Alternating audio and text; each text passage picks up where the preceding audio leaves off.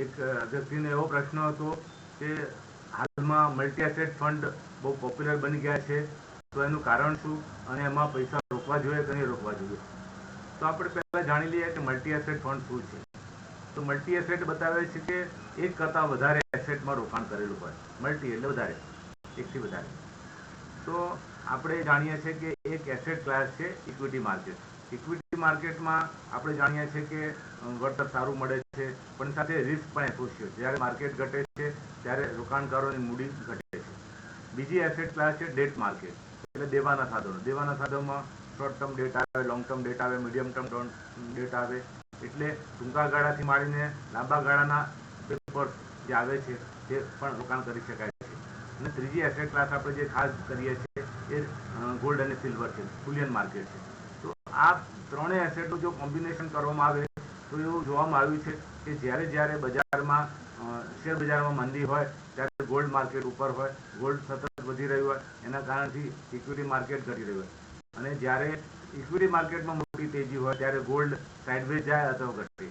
આનો અર્થ એમ થયો કે તમે કોઈ એક એસેટ ક્લાસ પર બુલિશ નથી બનતા, એક એસેટ ક્લાસને વધારે પડતું મહત્વ નથી આપતા, પણ ત્રણેય એસેટ ક્લાસમાં જ્યારે જેના વેલ્યુએશન નીચા હોય અને જેમાં ઓપોર્ચ્યુનિટી લાગતી હોય તેમાં પૈસા રોકવો છો. એટલે આજથી વર્ષ દોઢ બે વર્ષ પહેલાં ગોલ્ડ સાઇડવેઝ ગયું હતું અને આપણા ઇક્વિટી માર્કેટ સતત વધી રહ્યા હતા. એ દર્શાવતું હતું કે અત્યારે ઇક્વિટી માર્કેટનો ટ્રેન્ડ પોઝિટિવ છે, તો ઇક્વિટી માર્કેટમાં રોકાણ કરીને પૈસા મેળવો. જ્યારે અત્યારે છેલ્લા 3 મહિનાથી સતત માર્કેટ ઘટી રહ્યું છે અને સોનાએ ઓલ ટાઈમ હાઈ બતાવ્યો છે, તો એ સમયે ફંડ મેનેજરોએ એમનું પોઝિશન ઇક્વિટીમાંથી ઘટાડી અને ગોલ્ડમાં કરી છે. આનો અર્થ એમ થયો કે ઇક્વિટી માર્કેટનું રિસ્ક ડાયવર્સિફાય કરવા માટે, ઇક્વિટી માર્કેટનું રિસ્ક ઘટાડવા માટે તમારે મલ્ટી એસેટ ફંડમાં ગોલ્ડ અને સિલ્વરનો સમાવેશ કરવામાં આવે છે. તો જેથી શું થાય કે તમારું જે પોર્ટફોલિયો છે પોર્ટફોલિયોનું ધોવાણ ઓછું થાય અને તમને કંઈક સારું વળતર મળી શકે.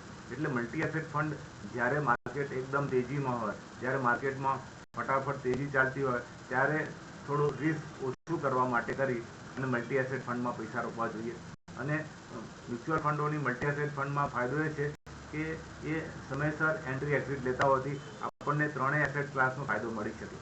ડેટ માર્કેટને સમજવું થોડું ભારે હોય છે, એ રેશિયો ને બધા કાઢી અને સામાન્ય માણસનો ફાયદો નથી મળી શકતો.